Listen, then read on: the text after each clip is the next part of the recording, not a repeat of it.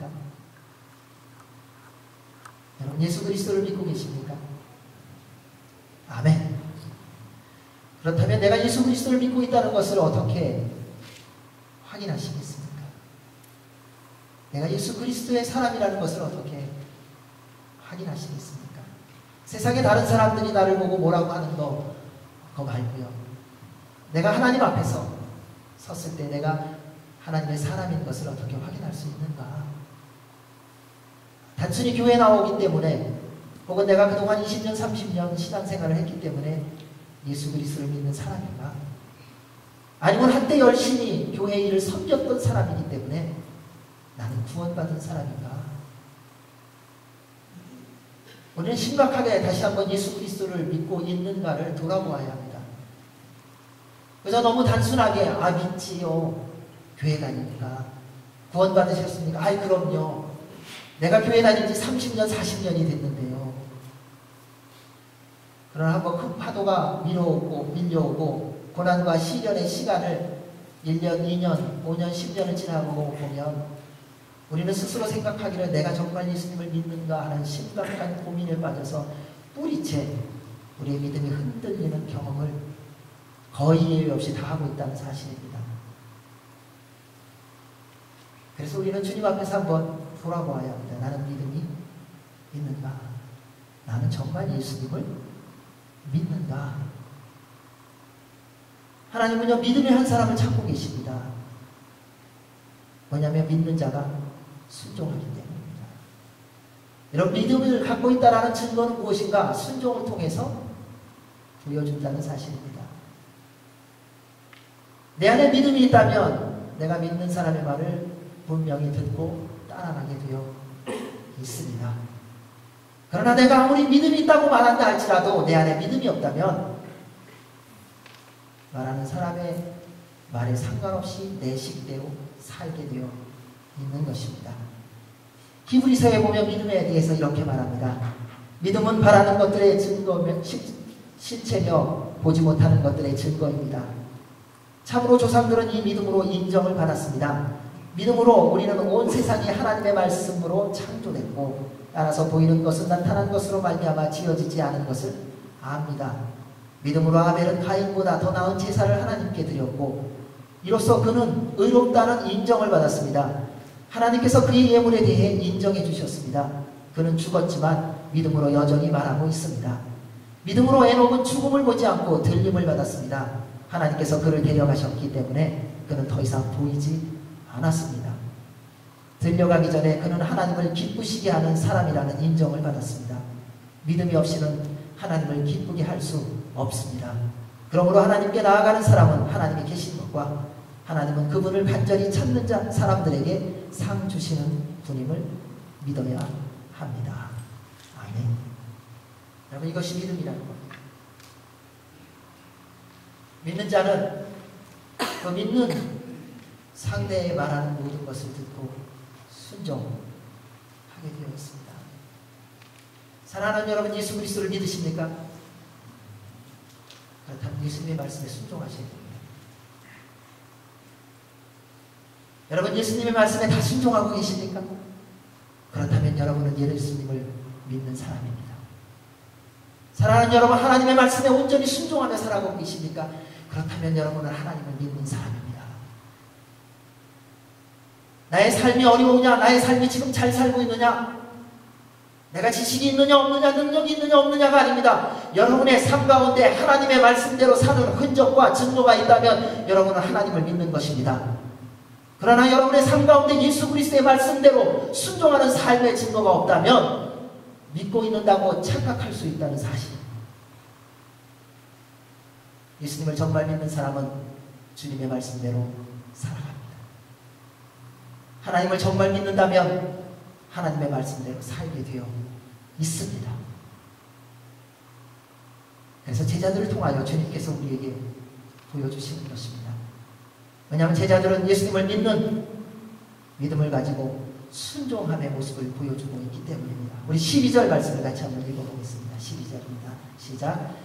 그 후 그들은 올리브산이라 불리는 곳에서부터 예루살렘으로 돌아왔는데 이 산은 예루살렘에서 가까워 안식일에 걸어도 되는 거리였습니다.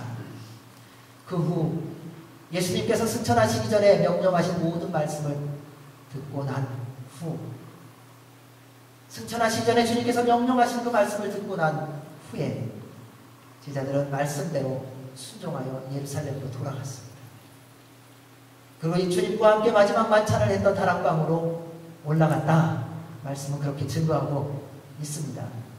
만약 예수님의 명령이 없었다면 제자들은 그곳으로 갈 이유가 없었습니다.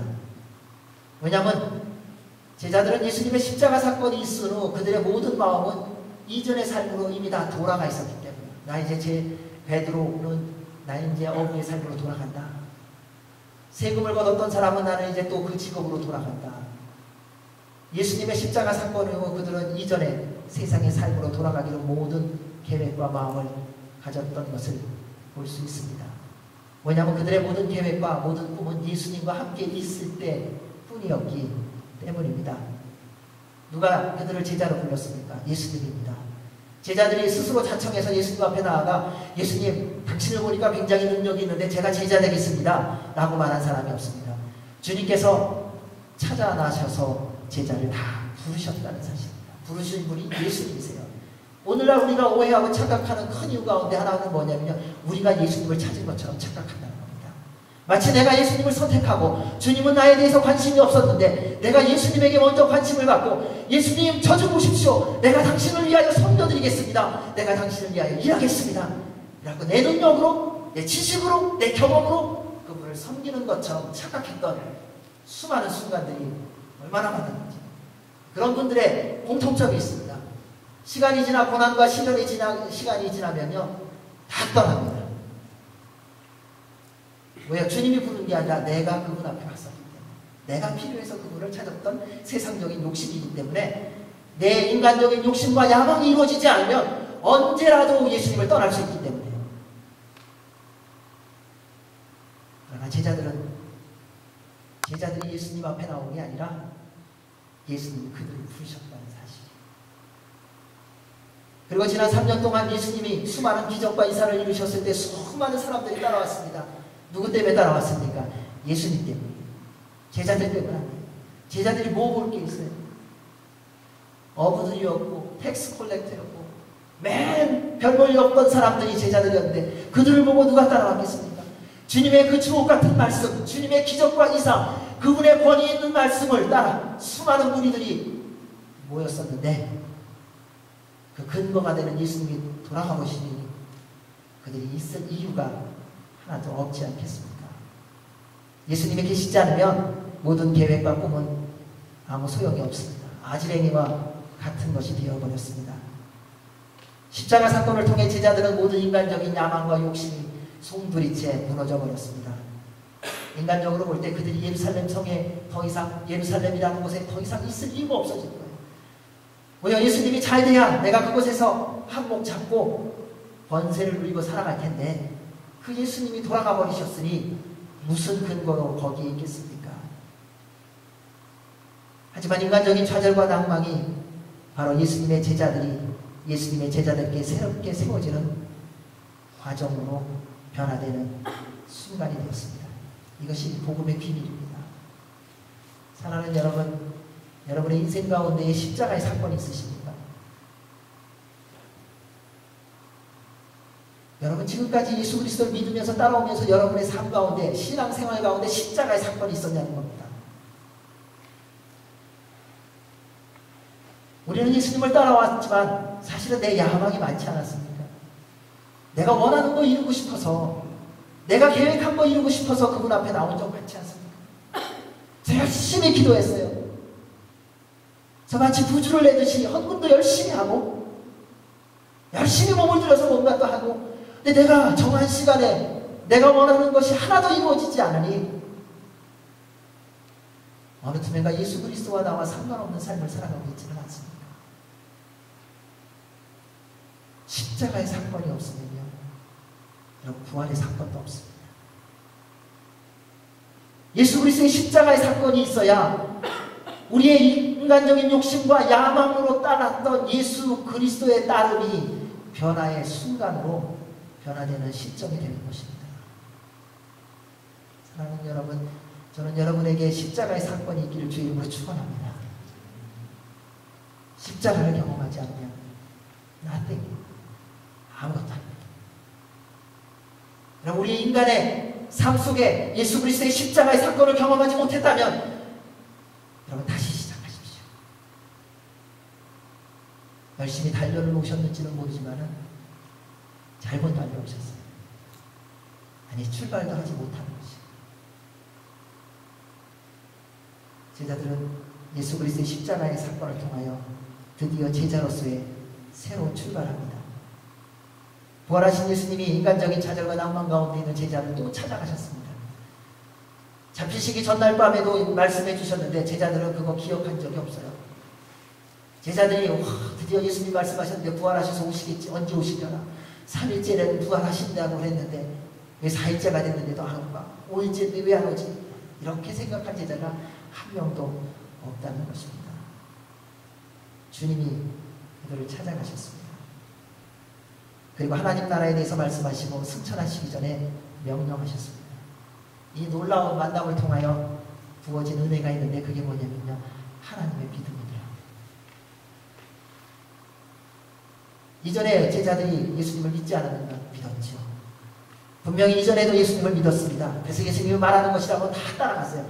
그런데 누구의 믿음으로 믿었는가? 내 믿음으로 믿었어요. 내 식으로 믿었어요. 내 믿음의 수준으로 믿었고 내가 원하는 식의 믿음으로 믿었다는 사실입니다. 하지만 예수 그리스도의 십자가의 죽음과 부활을 경험한 그들에게 부어진 은혜는 이전에 그들의 믿음이 아니라 하나님께서 부어주신 하나님의 믿음이라는 것입니다.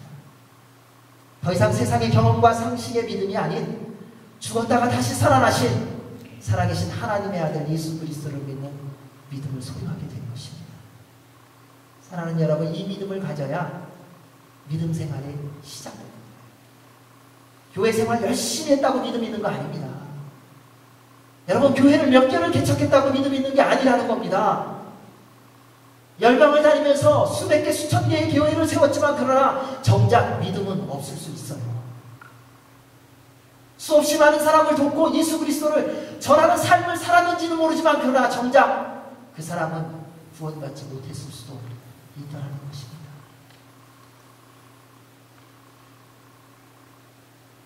살다 보면 믿고 싶은데 안 믿어지는 경험을 해보았을 겁니다.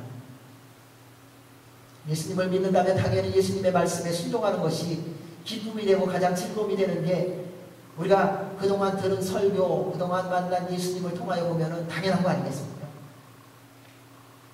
예수님 말씀만 들으면 우리 안에 있었던 슬픔이 떠나가고 괴로움이 떠나가고 감사와 기쁨이 넘쳐나야 되는 게 당연한 거잖아요. 근데 예수님 말씀을 지키는 게 왜 이렇게 어렵습니까? 지식적으로는 믿어야 하고 순종해야 함을 우리가 얼마나 잘 알고 있습니까? 그런데 실질적으로 믿어지지도 않고 믿어지지가 않으니 순종할 수가 없습니다. 왜냐하면 사람들은 자신이 이해하고 자신이 설명되어야만 믿으려는 경향이 참 많기 때문입니다. 여러분, 예수님 믿으려면 어린아이와 같은 믿음을 가지셔야 돼요. 그래서 예수님이 말씀하셨잖아요. 하나님 나라에 가려면 어린아이와 같아야 돼요. 하나님 나라는 이 어린아이와 같은 자의 것이라고 말씀하셨어요. 세상 지식과 경험이 많을수록 여러분, 예수님 믿기가 곤란한 거 다 아시죠? 많이 배우면 예수님 더 깊게, 그리고 순수하게, 단순하게, 온전하게 믿을 것 같았는데 많이 배우고 경험이 많아지니까 예수님에 대해서 더 따지고 더 분석하고 더 세상적인 연구를 하고 과학적 증명을 요구하지 않습니까? 설득력이 있고 눈으로 확인할 수 있다고 우리는 스스로 그렇게 믿으려고 합니다. 하지만 하나님의 말씀은요, 과학적으로 설명한다는 게 참 많다는 거예요. 그리고 과학적인 증명을 할 수 없는 게 너무나도 많다는 것입니다. 이론적으로 논리적으로 설명이 잘 안 됩니다. 하나님의 말씀이 부족해서 그런가요? 하나님의 말씀이 능력이 부족해서 하나님의 말씀이 과학적으로 증명이 안 되는 것입니까? 결코 그렇지 않습니다. 과학적인 증명이 부족하여 하나님의 완전하신 말씀을 증명하지 못하는 것뿐이에요. 여러분 오해하지 마십시오. 살아계신 하나님이 전능하지 않으셔서 우리의 능력으로 그분을 이해하지 못하는 것이 아니라 그분이 전능하시기 때문에 우리의 어리석음이 하나님을 이해하지 못하는 것뿐이에요. 그런데 우리는 또 하나님 앞에서 따져요. 하나님, 제 인생이 왜 그렇습니까? 도저히 이해할 수 없습니다. 제가 주님을 위해서 지금까지 헌신하고 노력하고 했은 게 얼마인데 주님 이러실 수 있습니까? 이것이 사랑의 하나님이십니까? 왜 이런 일이 일어납니까?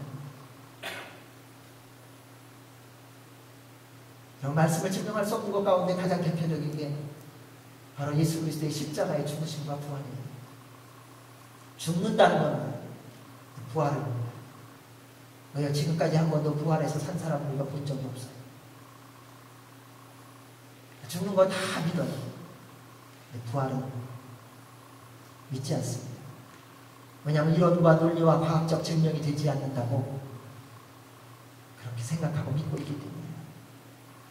사실이 아니어서 믿지 못하는 것이 아니라 우리는 자신이 이해하지 못하면 믿지 않기로 결정한 믿음 때문에 믿지 못하는 게 태반이에요. 모르고서 우기는 사람 얼마나 많은지 아시죠? 바다를 한 번도 본 적이 없는 사람에게 바다 어떻게 설명하시겠어요? 아무리 설명해보세요. 바다는 굉장히 커. 얼마나 큰데? 진짜 크다니까. 글쎄 진짜 큰 게 얼마나니까? 상상을 못해. 바다는 깊어. 얼마나 깊은데? 진짜 깊어. 바다의 물고기가 굉장히 많아. 얼마나 많은데? 셀 수 없을 만큼 많아. 그럼 설명해 보십시오. 어떻게 설명을 하고 어떻게 과학적인 증명을 하시겠어요? 바다에 있는 모든 고기를 다 잡아갖고 10,000m에 있는 고기는 이렇습니다 해갖고 표본으로 잡아오시겠어요? 우리가 그렇게 논리와 이론을 좋아하니까 그곳에 가니까 빛이 얼마고 그런 것들을 다 갖다가 설명해 주시고 설득시키시겠어요? 그럼 고기 못 본 맛을 못 본 사람에게 고기 맛을 어떻게 설명하시겠어요? 고기는 미디엄에서 먹으면 최고예요. 그 씹히는 맛을 그걸 얼마나 맛있는지 그게 무슨 맛인데 그거는 고기를 좋은 고기를 사다가 숯불에다가 이렇게 부어갖고 3분 굽고 뒤집어서 굽고 이렇게 해갖고 결대로 잘라 먹는데 어떻게 그 맛을 설명하시겠어요? 설명하면 설명할수록 한 가지를 깨닫습니다. 설명이 안 되구나. 근데 바다를 모르는 사람, 고기 맛을 모르는 사람에게 바다를 알게 하고 고기 맛을 알게 하는 비밀이 있습니다. 바다로 데려가는 거예요. 그리고 보여주는 거야. 배를 타고 가서 이게 바다야. 설명 안 해줘. 고기 맛을 모르는 사람이라면 고기 잘 굽는 음식점에 데려가시고 아줌마 제일 좋은 고기로 제일 맛있게 구워주세요. 먹어봐. 그러면 설명하는 거야. 미디엄이 왜 이런 얘기 안 해도 결대로 잘라 이런 거 안 해도 그냥 먹어보면은 그래 고기만 진짜 맛있어. 바다 정말 커. 여러분 예수님에 대해서 얼마나 많은 설명을 하고 그분에 대해서 얼마나 논리적으로 이해를 시키느냐. 그분이 이런 분입니다 저런 분입니다 하늘과 땅같이 모든 것을 다 써서 기록해서 말한다고 믿느냐. 그래도 안 믿는 사람은 훨씬 많아요. 여러분 정말 예수 그리스도를 믿기를 원하십니까? 그분의 십자가와 부활을 경험하십시오. 그러면 설명이 필요 없어요. 살아계신 하나님의 아들 그분이 우리 안에 들어오셔서 우리로 그분이 누구인지 믿게 해주세요. 내가 잘 설명하면 예수님을 믿을 텐데 안 믿겠다는 거예요. 주님을 만나야 그래야 믿을 수 있습니다. 우리는 다 안다고 하는 말을 생각보다 잘 안 한다고. 그래서 많은 교회 다니는 분들이 이런 말을 하더라고요. 하나님이 함께 하신다는 거 다 알아요. 말씀대로 살아야 되는 거 알아요. 그리고 그 다음에 꼭 붙는 말이 있어요. 그런데 안 돼요. 그럼 아는데 왜 안 되세요? 여러분 사업 잘하는 거 아는데 왜 망하세요? 여러분 공부 잘해야 되는 거 아는데 왜 못하세요? 왜 열심히 일해야 되는 거 아는데 왜 안 하세요?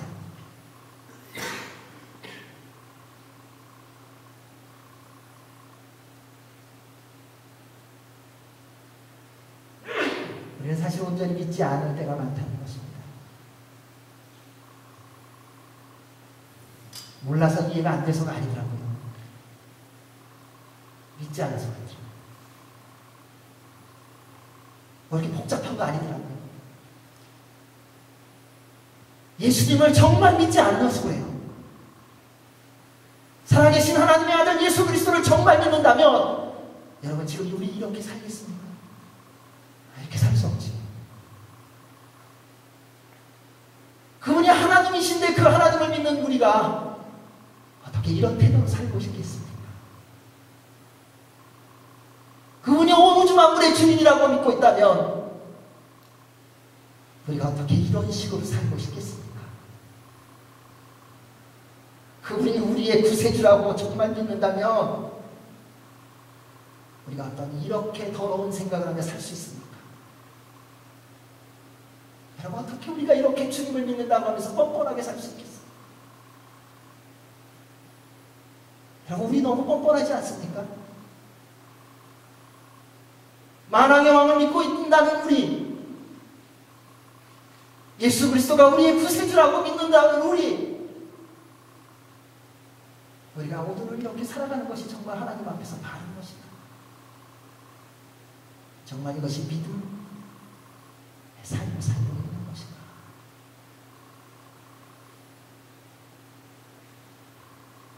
그래서 사랑하는 여러분, 하나님의 말씀을 믿고 순종하기로 예수 그리스도를 인격적으로 만나셔야 됩니다. 다른 거 다 소용없더라고요. 얼만큼 많이 성경 공부했느냐? 예수님 안 만나고 성경 공부한 사람 때문에 교회가 어려운 거예요. 예수 그리스도의 십자가와 부활을 경험하지 않고 공부만 하니까 머리만 허져가고요. 말을 얼마나 잘하는데 무슨 말을 하든지 또 다 맞는 말이잖아요. 시끄러운 거예요. 주님의 십자가와 부활을 경험한 사람은 말씀대로 순종하는 사람이에요. 그 말이 맞냐 안 맞냐 따지는 사람이 아니라, 그래서 예수님을 인격적으로 만난 사람과 안 만난 사람의 삶을 보면요 정말 달라요. 예수님을 만난 사람은요 매일매일 주의 말씀대로 순종하기 때문에 변화돼요. 그런데 머리로만 아는 사람은요 늘 따져요.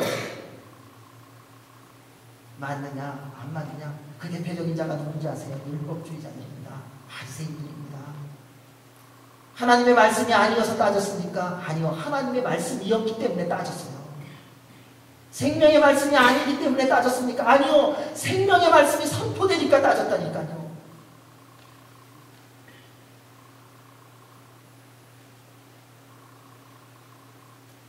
사랑하는 여러분, 우리 안에 믿음이 있으면 순종을 통해서 증명되어지는 겁니다.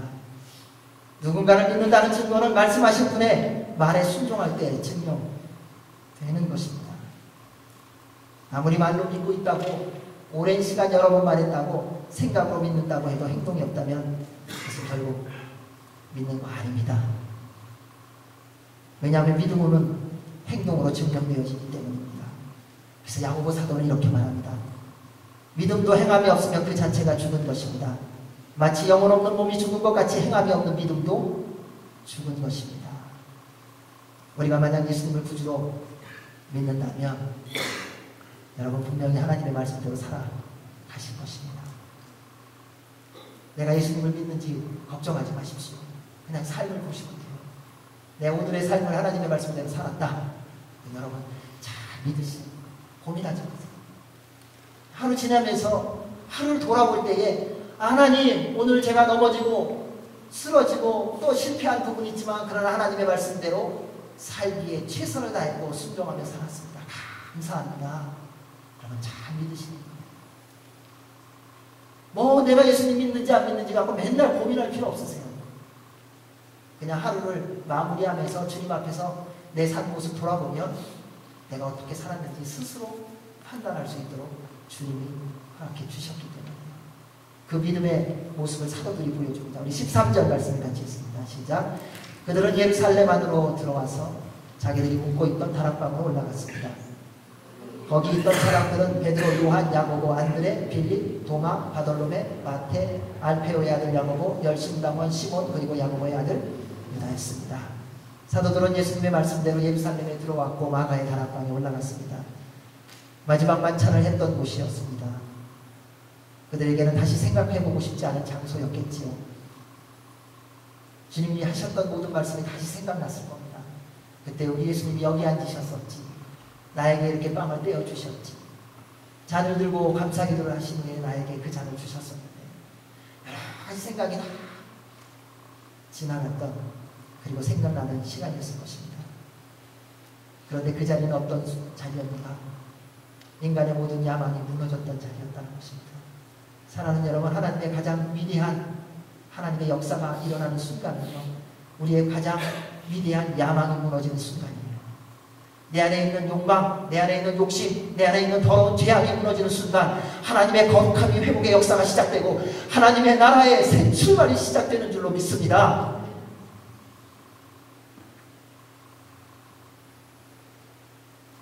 사람들은요, 아픈 기억이 있는 곳, 좌절과 실패가 있는 곳은 다시 가보려고 하지 않아요.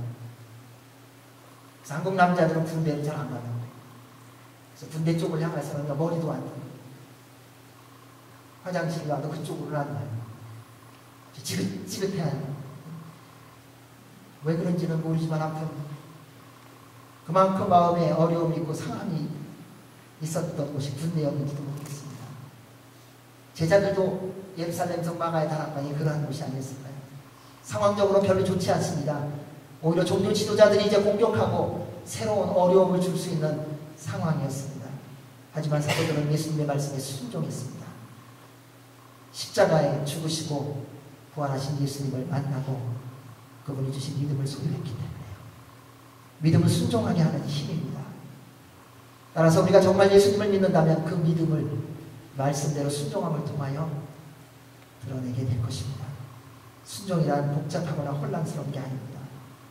그냥 말씀하신 대로 하면 돼요. 여러분, 우리는 하나님이 말씀하시면요, 왜 이렇게 분석하는지 모르겠어요. 사랑하라. 그냥 사랑하세요.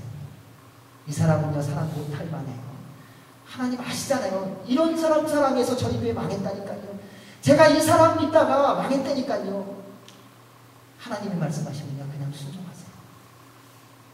여러분 애들에게 냉장고 문 열고 물 갖고 와라 이렇게 얘기했어요.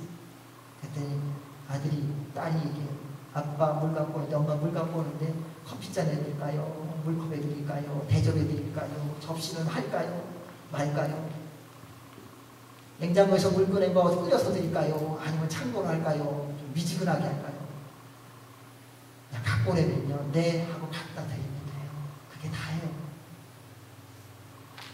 우리 하나님의 말씀을 들을 때 얼마나 분석하고 그거를요, 우리 식대로 재해석하는지 모르겠어요. 사랑하라, 그럼 사랑하시면 돼요. 용서하라, 그럼 용서하시면 돼요. 그가 용서받을 만한 사람이냐 아니냐, 그것은 우리가 따질 문제가 아니라는 겁니다. 섬겨라, 그러면 섬기면 된다는 거예요. 그 사람은 섬김을 받을 만한 자격이 있느냐 없느냐, 그것은 우리 몫이 아니라는 거예요. 하나님은 우리에게 그냥 말씀하셨어요. 내 이웃을 내 몸과 같이 사랑하라. 네, 하나님. 오리를 가자 하면 십리를 가라. 예, 예수님. 그리고 그냥 십리 가주시면 돼요. 속옷을 달라면 겉옷까지 주어라. 네, 주님. 주님, 저도 겉옷이 없는데 그렇게 말하지 마요. 순종은 들은 대로 그냥 하면 됩니다. 따라서 하나님의 말씀을 들었다면 사랑하는 여러분, 바로 순종하십시오.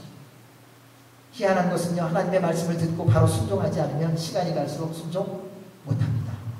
안 되게 돼 있어요. 많은 분들이 이렇게 말합니다. 하나님, 나중에 회복되면 주님 나라 위해 열심히 섬기겠습니다. 몇 사람 찾아보셨어요? 하나님, 나중에 주님 회복하시면 제가 열심히 기도하겠습니다. 몇 분이나 열심히 기도하는 거 보셨어요? 주님, 주께서 부르시면 어디든지 가겠습니다. 그런데 나중에요, 하나도 없다고 말도 틀리지 않습니다. 사랑하는 여러분, 지금 순종해야 내일도 순종할 수 있는 것입니다. 지금 순종하지 않는 사람은 내일 순종 안 돼요. 바로 순종하지 않으면 그 다음에 순종이 안 된다는 거예요.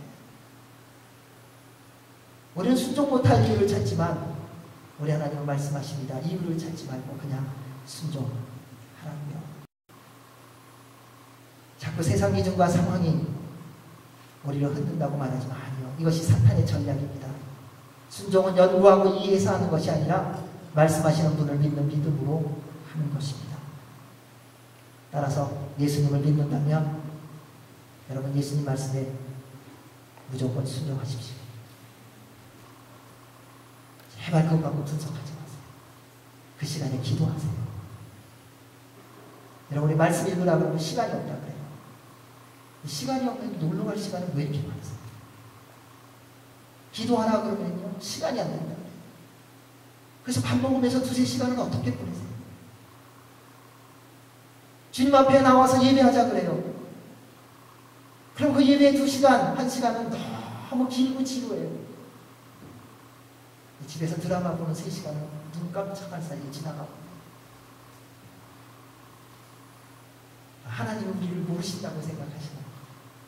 우리는 그리고 또 말해요. 주님 앞에 오면 저의 형편을 다 아시는 주님. 하나님 나라 가면 아마 그거 틀어줬으면 좋겠어요. 들어갈 때 그래, 지난 시간 동안에 인생 동안에 네가 살아온 삶 우리 한번 보자. 뭐 내가 굳이 따지자는 건 아니고 지적하자는 건 아닌데 한번 보자 해갖고 한번 쫙 봤으면 좋겠어요. 사랑하는 여러분, 하나님의 말씀은 그냥 믿고 순종하십시오. 그러면 하나님이 이루어 주십니다. 이스라엘 백성이 출애굽할 때 광야에서 물이 없다고 목이 마르다고 원망할 때 모세가 하나님께 기도했습니다. 그랬더니 하나님께서 모세에게 말씀하셨어요. 너 지팡이 갖고 가서 반석을 쳐라. 물이 나올 것이다.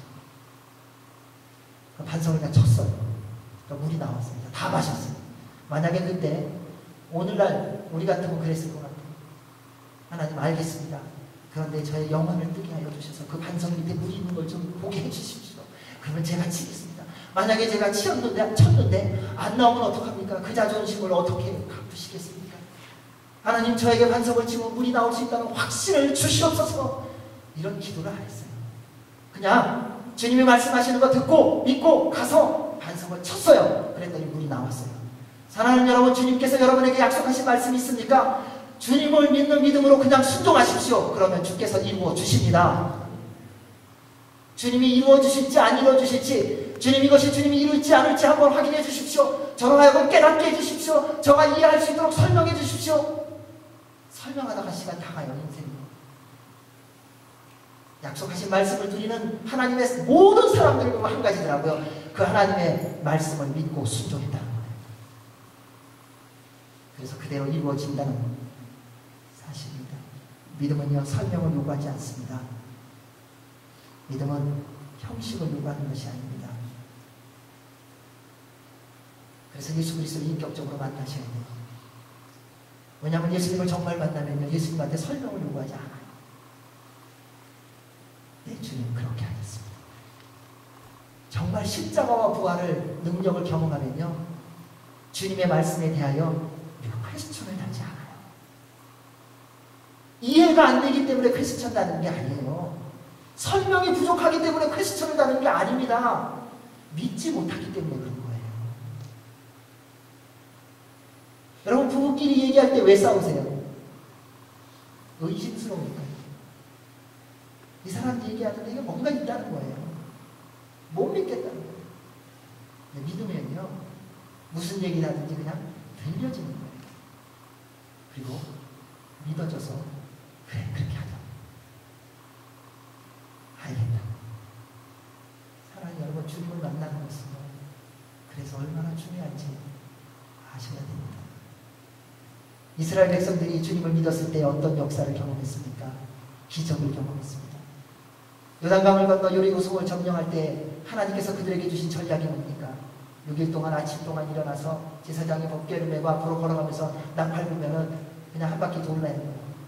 6일 동안 돌고 7일째는 7바퀴 돌고 나팔 불면 와! 그런 거예요. 그럼 무너진대요. 이게 무슨 전략이에요? 전쟁을 한 번이라도 해본 사람이거나 소위 배운 사람이라면요, 이 말이 말도 안 되는 말이라는 것을 이성과 상식으로는 다 알아주는 거예요. 근데 전능하신 하나님, 살아계신 하나님이 그 광야에 40년을 걷게 하시면서 전쟁을 겪게 하신 그 하나님이 이스라엘 백성으로 하여금 요단강을 건너가 제일 먼저 점령해야 될 여리고 성의 전략이 뭔지 아세요? 말도 안 되는 전략으로 그들에게 명령하셨다는 거예요. 그런데 그 말도 안 되는 하나님의 그 전략에 이스라엘 백성이 순종했다는 거예요. 이게 믿음이에요. 여러분, 전략이 계획적이고 완전하고 기가 막히냐, 이게 문제가 아니더라고요. 우리는 정치할 때 되면요, 공약에 얼마나 관심이 많습니까? 당신의 비전이 무엇이오? 슬로건이 무엇이오? 그것이 내 마음에 들면 내가 같이 가겠소. 그런데 그게 안 이루어지는 것도 알잖아요. 그러면서도 그렇게 슬로건을 느끼고 그렇게 공약을 느끼고. 여러분, 대통령이 아무리 약속해도 지켜질 수 없는 약속인지 알면서도 왜 그런 말이 그렇게 좋을까요? 여러분, 남편이 얘기할 때 그렇게 우리 매일 저녁 가서 밥 먹자, 맛있는 거 먹자, 거짓말인지 아는데도 그 헛된 공약이 왜 이렇게 내 마음에 위로가 될까요? 근데 어찌하여 진짜의 말씀은 들려지지 않는 거예요. 우리는 자꾸 보여지는 것, 세상적인 것에 관심이 많습니다. 사랑하는 여러분, 하나님의 약속 때문에 하나님을 믿지 마시고요, 하나님, 그분이 하나님이시기 때문에 하나님을 믿으십시오. 그러면 나머지 모든 약속은요, 하나님을 믿는 자에게 따라오는 거예요. 너희는 먼저 그의 나라와 그의 의를 구하라. 그리하면 이 모든 것을 너희에게 더하시리라. 무엇이 우선인지 우리는 알고 있으면서도 또 자꾸 차선의 것을 먼저 선택해서 바꾸려고 하는 어리석음이 얼마나 많은지.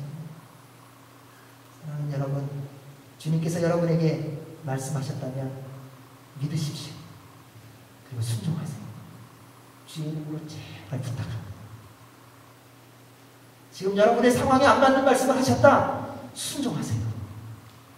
하나님을 믿으세요. 소리를 질렀는데 여리고서 그들이 가서 호미질 한 번 했습니까? 아니요. 하나님의 말씀대로 나팔 불고 그냥 와 하고 나니 그냥 하나님이 다 무너뜨리신 거예요. 여러분, 여러분의 인생 가운데 여리고 성과 같은 것을 하나님께서 말도 안 되는 방법으로 나에게 나와서 기도하라, 나의 말대로 살아라, 나에게 예비하는 자로 회복되어라, 그것이 아무것도 아닌 것 같고요, 정말 터무니없는 말씀 같지만 그대로 하면 여러분의 인생 가운데 여리고 성과 같은 것을 하나님의 때에 하나님께서 완전히 무너뜨리는 줄로 믿습니다. 그래서 주님의 말씀에 믿고 순종하라는 거예요. 우리 하나님이 믿고 순종하라는 것은 다 우리를 위해서예요. 여리고성이 무너지든 안 무너지든 하나님 무슨 상관이 있어요, 사실은. 다른 성도 한꺼번에 다 무너뜨릴 수 있는 분이십니다. 우리를 위해서, 여러분을 위해서. 그분한테 순종한들 그분이 뭐가 더 득이 되겠어요? 여러분 잘 되게 하시는 거예요. 따라서 사랑하는 여러분, 주님의 말씀대로 여러분의 예루살렘 성으로 돌아가십시오. 그리고 주님을 만났던 그 마가의 다락방으로 돌아가세요. 그리고 거기서 주님이 약속하신 성령님을 기다리세요. 제발 딴 데 좀 가지 마세요. 거기는 내 옛날의 상처가 생각이 나서 그거 생각나는 거예요. 그래야 회복이 되고 치유가 되죠. 거기 가셔서 주님의 말씀을 붙들고 성령의 세례를 기다리시라고요. 그러면 하나님의 기적이 시작될 줄로 믿습니다. 14절 말씀 읽겠습니다. 시작. 그들은 모두 그곳에 모인 여자들과 예수의 어머니 마리아와 예수의 동생들과 함께 한 마음으로 기도에 전념하고 있었습니다. 예수님의 말씀대로 마가의 다락방에 모인 사람들이 있었습니다. 그들은 사도들과 그곳에 모인 여자들과 예수의 어머니와 가족들이라고 말합니다. 이 모든 사람들의 공통점이 있는데 뭐냐? 예수님의 십자가와 부활을 경험했던 사람이라고 합니다. 어중이 떠중이가 보이지 않았습니다. 오늘날 우리 안에 혼란함이 있는 것은 뭐냐면요, 예수님을 경험한 사람과 그렇지 않은 사람이 함께 있기 때문이에요. 그래서 교회는 시끄러운 게 당연한 거예요. 교회가 조용한 것은요, 다 예수님 믿는 사람만 있어서 그런 거예요. 무슨 간에. 근데 교회가 시끄러운 이유는 예수님 믿어서 구원받은 사람도 있는데 그렇지 않은 사람도 있더라는 거예요. 그래서 주님 앞으로 나와야 하는 것입니다. 예수님의 말씀에 끝까지 순종하는 사람은요, 예수님을 온전히 믿는 사람뿐입니다. 예수님의 말씀대로 다락방에 모인 사도들과 사람들이 무엇을 하고 있습니까? 그들은 함께 한 마음으로 모여 기도에 전념했습니다. 예수님께서 말씀하신 대로 하나님 아버지께서 보내실 선물 성령님을 기다리고 있었습니다. 아직 성령님이 오시지 않았어요. 성령님에 대해서 설명은 들었지만 그분이 정말 뭔지 몰라요. 그런데 주님이 말씀하셨기 때문에 믿음으로 순종하며 기도하며 기다리고 있었다는 것입니다. 이것이 바로 초대교회의 출발의 모습입니다. 그럼 하나님의 교회의 출발은 여기서부터 시작되어야 됩니다. 사람이 생각하고 사람이 꿈꾸는 교회가 아니라 살아계신 하나님이 계획하신 교회가 출발하려면요, 이 모습을 기억하셔야 됩니다. 이 땅에 살고 있는 모든 사람은 다 상처받고 살아가는 사람이라고 해도 틀리지 않아요. 뭐 적당하게 잘 살고는 있지만 다 나름대로 아픔이 있고 고난이 있거든요. 근데 물어보면 다 괜찮다 그러죠. 안 괜찮은 걸 괜찮다고 하니까는 안 괜찮은 거예요. 안 괜찮은 걸 안 괜찮다고 해야 하나님이 만져주실 수가 있어요. 우리 주님 앞에 나와서도 그럴 때가 있거든요. 주님, 저 괜찮아요. 뭐가요? 안 괜찮아요. 나오셔서 그분의 말씀대로 순종해야 합니다. 하나님의 교회는 초대교회가 보여준 모습으로 돌아가야 합니다. 첫째, 예수 그리스도 안에서 함께 한 마음이 되어야 합니다. 한 마음이 된다는 것은 마음과 뜻이 하나가 되는 것이죠. 뜻과 목적이 하나가 되는 것입니다. 그러면요, 일이 어려워서 못하는 게 아니라 마음이 하나 돼서 못하는 것뿐이에요. 무슨 일이든지 이루어가려면요, 서로 마음이 하나가 되어야죠. 그러면요, 함께 이루어갈 수 있습니다. 감당할 일이 무엇이든 더불어가는 사람들이 함께 주님 안에서 한 마음이 된다면 힘들고 어렵지만 넉넉히 감당하며 이루어갈 수 있습니다. 그런데 이 일을 누가 잘하느냐? 사탄이 잘하나요? 사탄이 하는 일 중에 가장 대표적인 게 뭐냐? 분열시키는 거예요. 하나 되지 못하게 하는 거예요. 우리가 예수님 안에서 한 마음 되면요, 하나님의 말씀대로 순종해서 기적이 일어나는 걸 사탄이 너무나도 잘하고 있어요. 거기에 조금의 의심이 없어요. 그래서 믿는 사람들이 주님 안에서 한 마음 되려고 하려면요, 무슨 수를 써서든지 그거를 갈라놓는 게 사탄이에요. 그래서 집어넣어요, 슬그머니. 네가 능력이 있는데 그 자리에서 그거 섬기는 거 말도 안 되지. 지금까지 네가 신앙생활하면서 경험한 경륜이 있는데 그 경륜 갖고 그 청소하는 사람은 안 되지. 그분이 사람일 줄 모르네. 하나님이시래도 그렇게 안 시킵니다. 사단은요, 예수 그리스도 안에서 우리가 하나 되게 하지 못하기만 할 수 있다면 뭐든지 합니다. 왜냐하면 우리가 주님 안에서 하나 되기만 하면은 하나님의 기적들이 일어날 것을 사탄이 알고 있기 때문에. 주님이 말씀하셨습니다. 두세 사람이 내 이름으로 모인 곳에 나도 그와 함께 있으리라. 사랑하는 여러분, 전능하신 하나님이 우리와 함께 하시면 우리에게 무슨 불가능이 있습니까? 창조주 하나님이 우리와 함께 하신다면 우리에게 어떤 염려와 걱정이 있겠습니까? 지금 우리가 걱정하고 염려하는 우리의 장애물들이 무슨 우리로 두려움이 되고 염려하게 하는 장애물이 되겠습니까? 만약 살아계신 하나님이 우리와 함께 하신다면. 그래서 사단은 하나님의 공동체에 들어와 제일 먼저 하는 게 뭔지 아세요? 패거리 만드는 거예요. 줄 서게 만드는 거예요. 목사파, 장로파, 집사파, 처음 시작한 사람, 나중에 온 사람, 실력 있는 사람, 실력 없는 사람, 내 마음에 드는 사람, 안 드는 사람, 절묘하게 만들어요. 근데 그걸 설명을 들어보면 또 다 맞는 거예요. 그래서 헷갈려요. 그러한 사단의 속임수에 속지 마십시오. 주님 안에서 하나 되기에 힘쓰십시오. 하나님의 모든 능력은 하나님의 사람들 바로 여러분들을 통하여 이 땅 가운데서 이루어지게 하도록 하나님께서 결정하셨습니다. 그래서 하나님은 여러분을 위하여 통하여 하나님의 가장 위대한 일을 이루어 가실 것입니다. 따라서 항상 예수 그리스도 안에서 함께 한 마음이 되도록 힘쓰십시오. 여러분 가정도 마찬가지예요. 한 마음이 되도록 어디에서? 예수 그리스도 안에서. 그러면 회복과 부흥의 역사가 있는 줄 믿습니다. 두 번째, 그들이 다락방에 한 마음이 되어 있는 이유가 뭡니까? 약속하신 성령님을 받기 위해 기도에 전념하기 위해서입니다. 하나님의 교회가 하나님의 교회로 세워지기 위하여 가장 먼저 예수 그리스도 안에서 한 마음이 되고 나면 그 다음에 사도들과 그곳에 모인 사람들이 하는 게 뭐냐? 우리 예수님께서 말씀하신 대로 하나님 아버지께서 보내실 성령님을 기다리는 것. 그래서 기도에 전념하는 것. 다른 거 안 했어요. 우리에게 뭐 악기가 필요한데, 우리에게 조직이 필요한데, 우리에게 뭐가 필요한데, 건물이 필요한데, 아니요. 그런 얘기 하나도 없습니다. 그들이 처음에 한 것은 두 가지.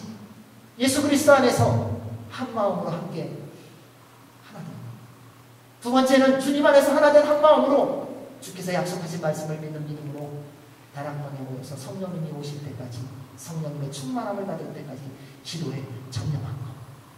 다른 계획 세우는 거 아니에요. 우리가 앞으로 10개년 계획을 이렇게 세워야 되는데, 5개년 계획을 이렇게 세워야 되는데, 그런 계획을 세우는 게 아니라는 것입니다. 성령 하나님의 임재를 기도하며 기다렸다는 사실입니다. 왜냐하면 그것이 하나님의 교회의 출발점이기 때문에. 그럼 하나님의 교회의 부흥은 세상 사람들이 보는 것처럼 큰 건물, 좋은 조직, 전문가들이 모여서 되는 것이 아니라 성령 하나님의 임재가 있을 때 이루어지는 줄로 믿습니다. 성령님이 임하시면요, 하나님 교회는요, 부흥이 일어납니다. 많은 숫자가 모이는 것만이 부흥이 아닙니다. 여러분, 만약에 여러분 안에 열방을 품는 하나님의 심장을 갖기 시작한다면 여기 있는 여러분만으로도 세상은 충분히 변하기에 넉넉하다는 사실이에요. 하나님은 그래서 우리에게 가장 좋은 선물 성령님을 부어주시기를 원하십니다. 사랑하는 여러분, 주님의 몸된 교회가 여러분의 가정이 하나님의 영광과 능력을 경험하기를 원하십니까? 그렇다면 예수 그리스도 안에서 한 마음 되십시오. 그리고 그 한 마음 된 것으로 주님이 약속하신 하나님 아버지께서 보내실 성령님을 기다리며 기도에 전념하십시오. 지금 큰 파도 때문에 스스로 무너지지 마십시오. 주님이 함께 하십니다. 말씀하신 하나님은 말씀이라고 하셨습니다. 그리고 그 하나님은 말씀하신 대로 모든 것을 이루어 주십니다. 만약 우리가 예수 그리스도를 하나님의 아들로 믿는다면, 사랑하는 동역자 여러분, 그 하나님의 말씀에 순종하시기 바랍니다. 그로 인해서 하나님이 약속하신 은혜와 복이 어떻게 부어지는가, 여러분의 남은 평생 뿐만 아니라 여러분의 자자 손손에 부어지는 하나님의 은혜와 축복이 있으시기를 주의 이름으로 축원합니다. 네, 기도하겠습니다. 하나님 아버지, 주님 안에서 한마음 되어지게 하여 주시옵고, 한마음 된 우리가 주님 안에서 함께 기도에 전념하며 성령 하나님을 기다리게 하여 주셔서 성령님 충만하게 하여 주시옵소서. 예수님 이름으로 기도하옵나이다.